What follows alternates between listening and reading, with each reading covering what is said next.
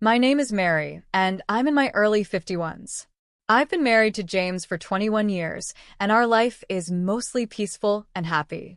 Even though we don't have children, we're content. James is 3 years older than me, and he works at a regular company. He hasn't really changed much over the years, but because I only work part-time, we have a little extra money to spend on nice things. Our marriage has been steady, without any big problems. But then, something small happened that shook up our calm life. It all started when I learned that my father had passed away and I inherited his apartment. After James and I got married, my father moved into a new, modern 3-bedroom apartment. Meanwhile, James and I lived in my childhood home, a 5-bedroom house full of memories. My father had given it to us as a wedding gift, and he was happy for us to start our life there. I was so touched by his gesture. When my father passed away, I inherited his apartment. I loved that place, so I decided to rent it out right away. But one day, during a conversation with James's family, an unexpected suggestion came up. Someone said, "Rachel and her kids are living in a small place. How about they move into Mary's 5-bedroom house?" Rachel is James's younger sister. She's divorced and raising 2 kids in a 3-bedroom apartment, which is probably a bit cramped for them. To be honest, my relationship with Rachel hasn't been great. Every time we meet, she makes little sarcastic comments about the fact that James and I don't have kids yet. James and I got married just before we turned 32, and ever since then, Rachel has been making these remarks. As I got older, her comments became even more cutting, like, "You're over 32 and still no kids?" Or, "Don't people see you as less of a woman without children?" What hurt me the most was something she said after my father passed away. She looked at me and said, "It's a shame your father never got to see a grandchild." That really shocked me and left me feeling numb. Rachel is actually 5 years older than me, so instead of a younger sister-in-law, she feels more like an older one. We've always tried to be kind to her and treat her like family, but those remarks really stung. I naturally built a wall in my heart against Rachel. I'm an only child, and my father was my only family. Losing him was hard enough, but Rachel's words made it even worse. Some time had passed since my father's death, and I hadn't seen Rachel for a while. Then, out of nowhere, my mother-in-law brought up something unexpected. She said, "Rachel is willing to pay $1,000 a month in rent." When I saw the smug look on her face, I was too shocked to say anything. The apartment we lived in was old, but we took good care of it, and it was still in good shape. There was a big mall nearby, and transportation was easy with buses and trains. If we rented out the apartment, I thought it would go for at least $2,500 a month. But $1,000? That was unbelievable. Didn't they know the going rate for this area? Renting out such a spacious 5-bedroom apartment for only $1,000 a month was ridiculous. Maybe they thought I had agreed, because I didn't say anything right away. My mother-in-law seemed really excited about the idea and said, "You already have another apartment, right? You can live there instead. Even if you don't renew the lease, Rachel and her kids can move in, so it's all fine." "How long is the contract?" James seemed excited too and added, "That's a great idea. The place your father lived is new and perfect for just the 2 of us."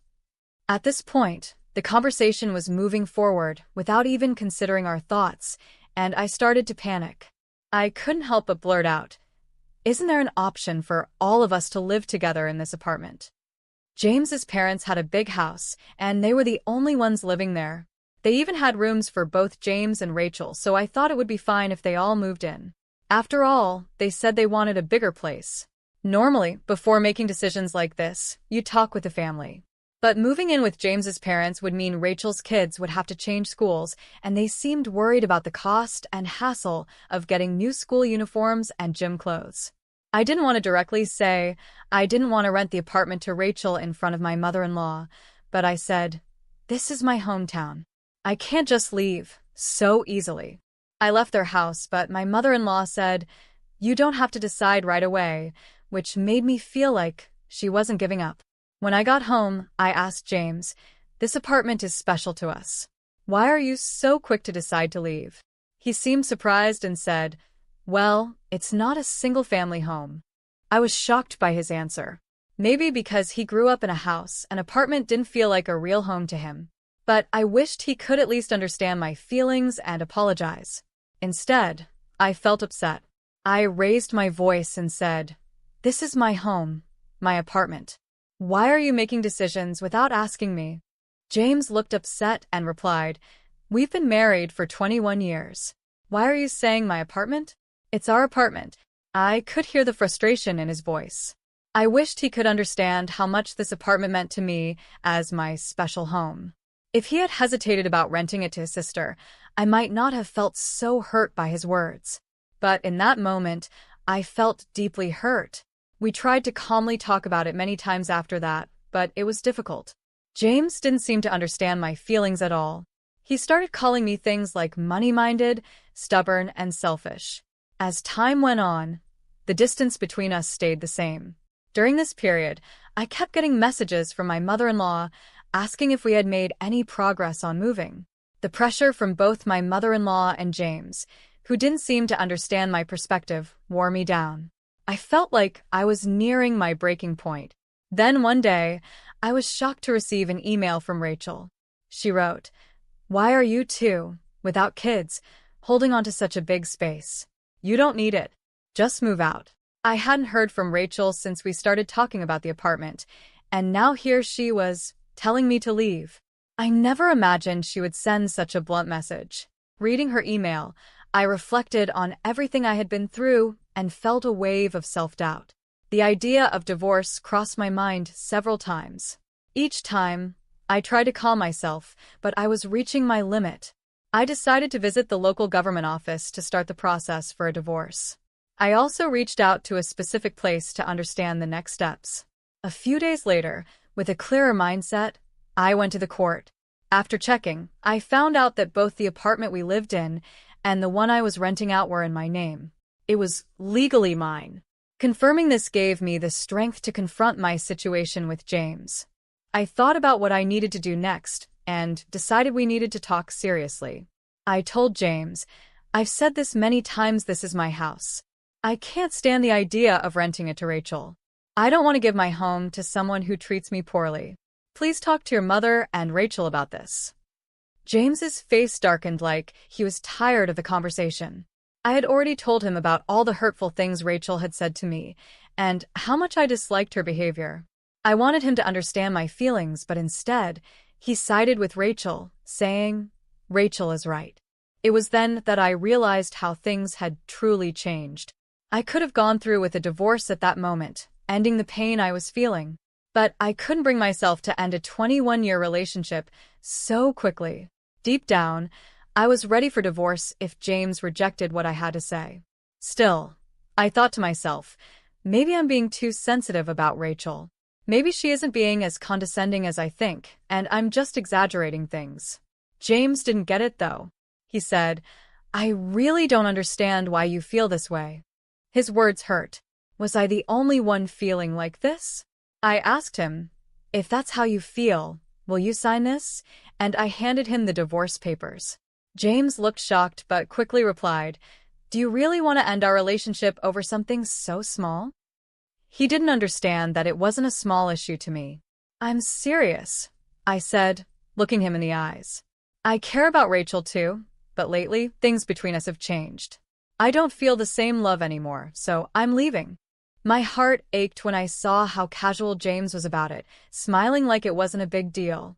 It made me feel like he didn't understand how deeply this was affecting me, and I felt tears start to well up. I just wanted him to leave sooner rather than later. James then said in a softer tone, "Maybe Rachel and my mother don't really want to get along with you. Have you ever thought that because you always focus on yourself, our relationship has suffered?" His words stung again.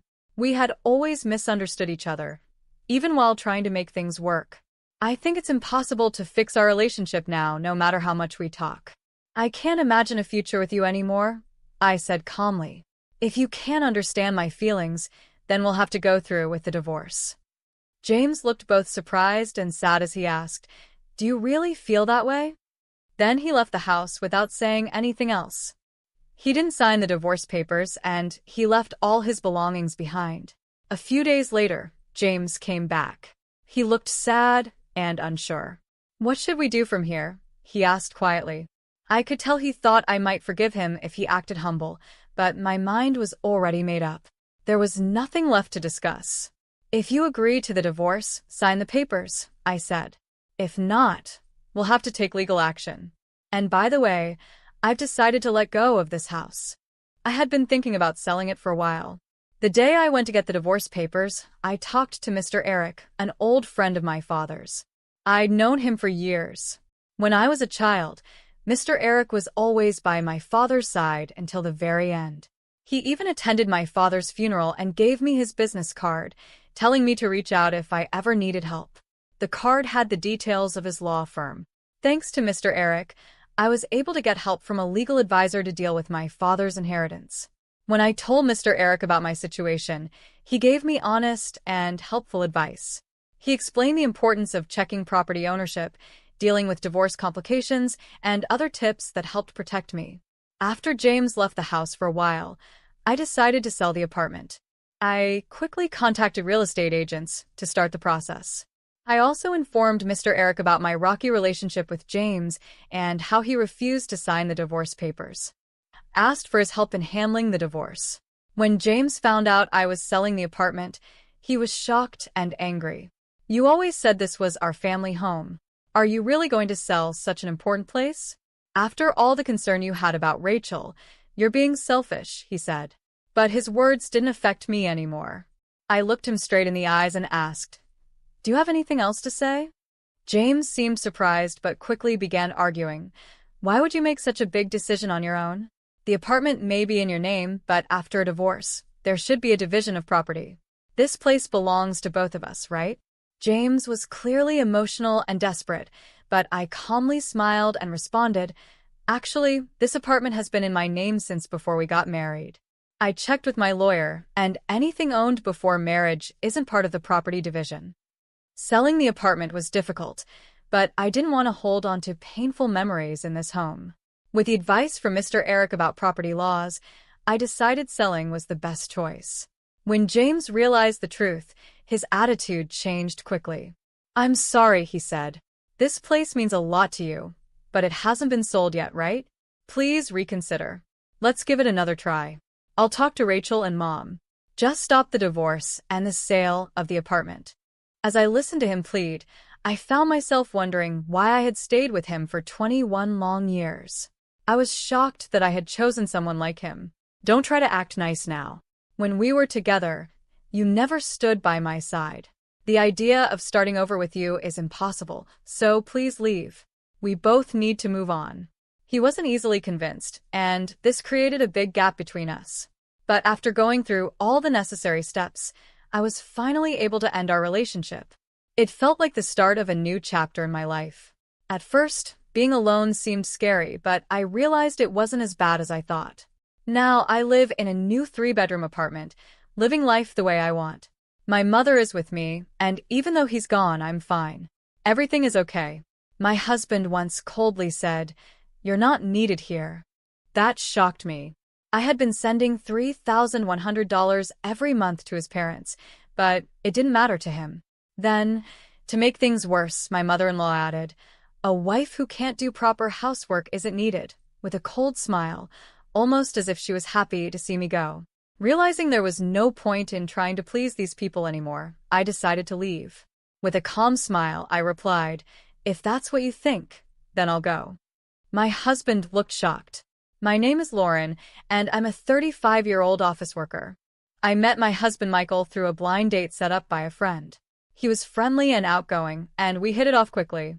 We got married, and now we've been together for 3 years. We don't have any children yet. Before we got married, Michael lived with his mother. When we got married, he suggested building a new house on his family's property. He said, 'I'm worried about my mom living alone. I want to be with her, but I also want us to have our own life together. I think this is the best idea.' I asked, 'But won't we have to get a mortgage for the house?' Michael reassured me, 'The house will be paid for with the inheritance my father left me. We won't need a mortgage, and the land is free. The house will be in my name, and we can just support my mom with monthly payments. What do you think? Does that sound okay? I wondered, aren't you worried about your mom's finances? Michael replied, we'll be helping her, and she has income from her part-time job and her pension, so everything will be fine. It seemed like a good plan, and Michael even said, when you work late, my mom can help with the housework. It will make things easier for you.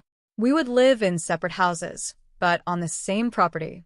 I was excited about starting our new life together and building our dream home. Having help with housework during busy times seemed perfect. But later, I realized how naive I had been. In the beginning, our marriage was wonderful. We were both busy with work, but the house was easy to maintain, and everything seemed fine. My mother-in-law had her part-time job and didn't visit us too often. We shared the living expenses, and things felt balanced. One day, though, Michael brought up a new idea. He said, I'll take care of all the household expenses, so can you transfer the regular payment to Mom every month?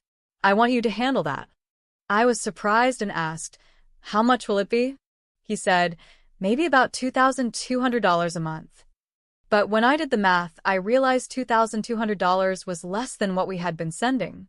So, without telling Michael, I decided to continue sending $2,800 a month to his mom.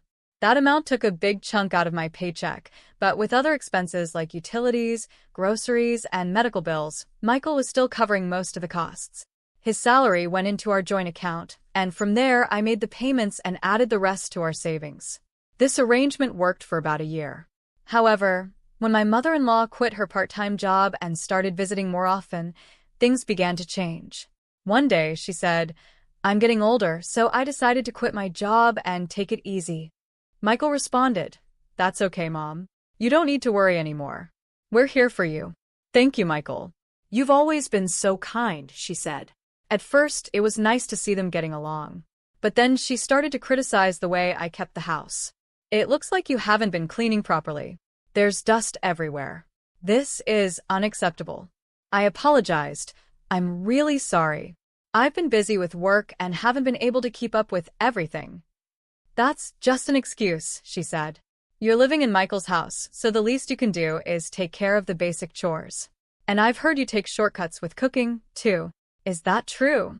I sometimes make simple meals when I come home late from work, but I still do my best, I explained. Then she said something that really hurt. Maybe it was a mistake choosing you as Michael's wife. After all these years, the fact that you still don't have children is also a problem.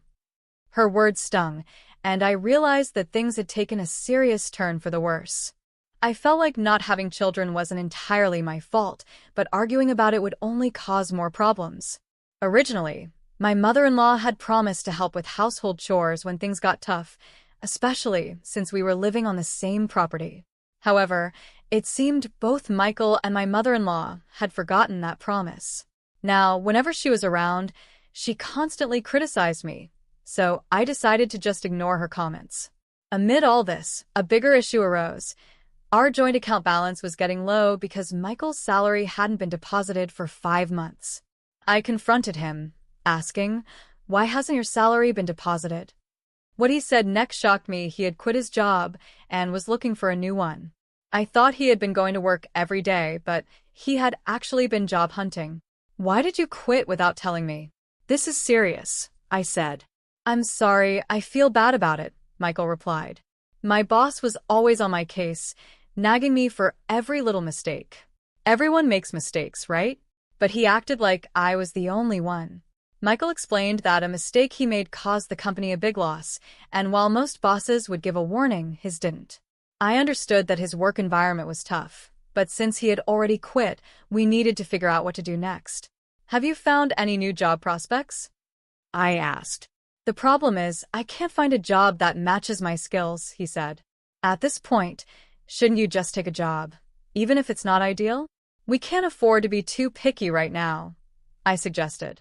But Michael insisted, no, I want to choose carefully for my next job, where I plan to stay until retirement. What about our finances? I asked. Well, you're working too, so you can help support us for a while, right?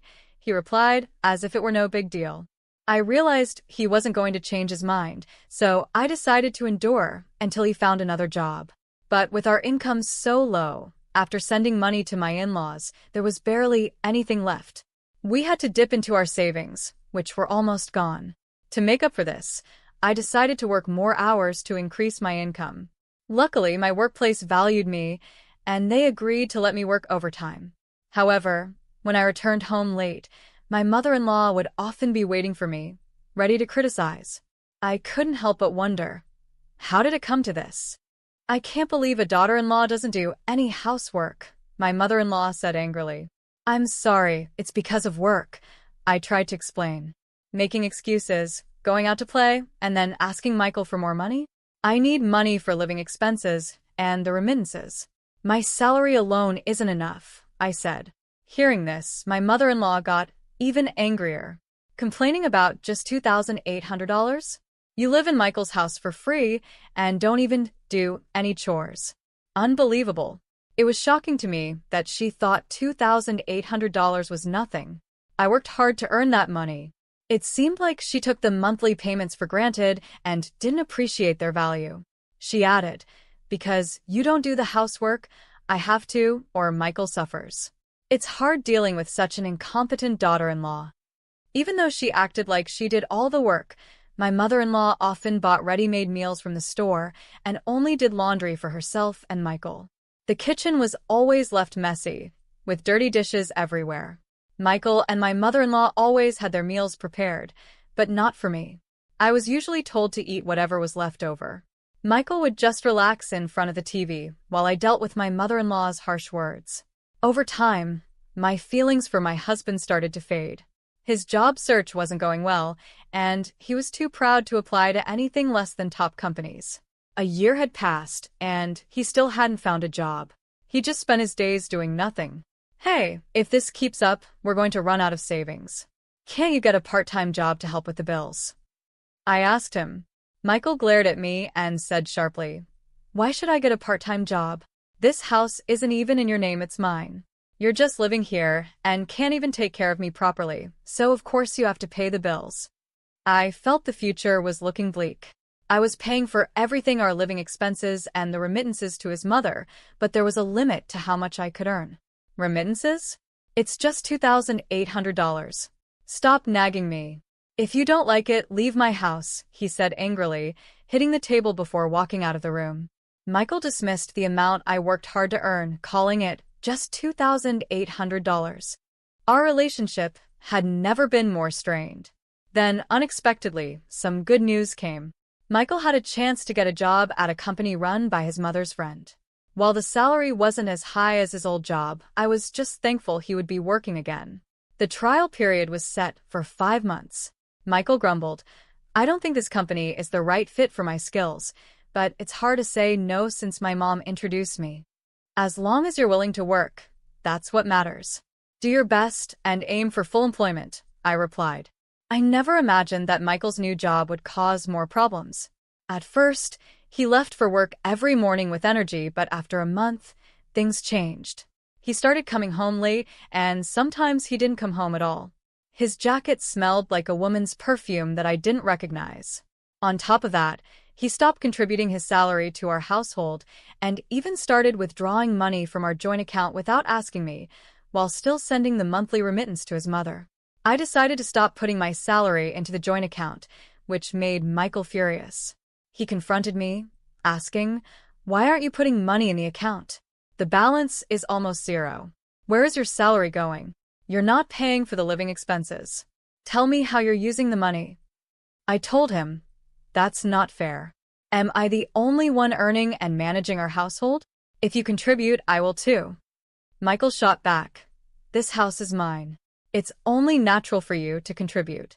I was shocked by how he expected me to use my earnings for his spending, pay the remittances to his mother, and cover all the household costs. I also started to suspect he was having an affair, though I didn't have proof yet. I decided to investigate. Since I couldn't afford to hire a private investigator, I had to do it myself. One night, while Michael was asleep, I used his fingerprint to unlock his phone. I found messages with a woman named Julie, and the content was shocking. The messages said things like, I really enjoyed our date today. I wish we could be together forever. And would you consider marrying me? I'll get rid of my wife. Wait for me, can't wait to start our life in a new home. I took screenshots and saved the messages to my phone. I then decided to find out who Julie was. But before I could act on it, I came home from work one day to find bags piled up at the entrance. What's all this? I asked. Michael replied coldly, I've decided to live with my mom instead of you, since you don't do the housework. You made this decision without talking to me? This is my house too. You can't just make decisions like this, I said. He responded, You have no right to complain. Since I'm paying for the remittances and living expenses, I can decide what happens here. It's better with my mom around, so you should leave. To make matters worse, my mother-in-law also chimed in, saying, A wife who doesn't do housework is useless, smiling like she was happy to see me go. At that moment, I realized it was pointless to keep trying with these people. I made my decision in that moment. First, please sign this, I said, pulling out the divorce papers I had prepared from my bag and handing them to Michael. Confused, he asked, When did you prepare this? The day you told me to leave the house. I got them right after you said that, I replied calmly. Michael was surprised, but eventually he agreed and signed the papers. I signed them as well and said, I'll submit these to the city office. I'll arrange for a moving company to get my things out as soon as I find a new place. I want you out as soon as possible. My mother-in-law yelled at me, but I ignored her. I packed the essentials into a bag and headed to my parents' house. They were surprised by my sudden arrival, but they welcomed me with open arms, understanding that something was wrong. The next day, I took some time off from work and began to take action. First, I submitted the divorce papers to the city office. Then, I started looking for a lawyer to help with the divorce process and any compensation I could claim. I also began searching for a new place to live. It was a busy time, but I felt a sense of fulfillment as I moved forward with my life. I found a nice, modern apartment perfect for a single person and hired a moving company to help with the move. On the day of the move, I returned to the house while Michael was at work, but his mother was there. The movers took my furniture, appliances, and other belongings, piece by piece. You're taking everything? The house will be so empty, she said. These are all the things I bought when we got married. I used my savings to get the furniture and appliances. Since the house is in Michael's name, these items are mine, I explained. She couldn't argue and was clearly frustrated. After moving into my new, luxury apartment, I started enjoying my independence. I was able to use all my income for myself, and thanks to my hard work and overtime, I got promoted and my salary increased. Life went on like this for about 5 months. Then I started getting a lot of calls from my mother-in-law. I regretted not blocking her, but eventually I gave in and answered one of her many calls. Hello, Lauren, can we talk? She said. What do you want? I asked, tired of her persistence. Please, can you come back? She pleaded. What? I thought you wanted me to leave. I'm sorry. I've thought about it and reflected on everything, she replied. She wanted me to start sending her $2,800 again, just like before. I couldn't believe how selfish she was. She explained that Michael's affair at work had been exposed, and he couldn't get a regular job anymore, only part-time work. He and Julie had started living together, but Julie didn't like living with his mother, so she moved back to her old home. Without the money I used to send, she was struggling to survive on her pension. I have nothing to do with you anymore. I won't send you any money, I said firmly. Then I blocked her number and also blocked Michael's. I didn't want any more contact with either of them. But a few days later, Michael showed up outside my workplace. Lauren, I'm sorry. Can we start over? I'm in trouble, he said, clearly desperate. I was shocked to see him there. He explained that living with Julie hadn't worked out because she couldn't do housework, and after the affair became public, he felt uncomfortable at work and quit. Their relationship fell apart because of their financial struggles and constant arguments, and Julie had left him. It's too late, I told him. I don't want to see you again. If you try to ambush me like this again, I'll call the police. He shouted, Wait, as I walked away, but I ignored him and went home. Later, with the help of my lawyer, I received $50,000 in compensation, and Julie paid me an additional $210,000. I heard that Michael was now working several part-time jobs to pay off his debts and had even resorted to shady ways of getting money.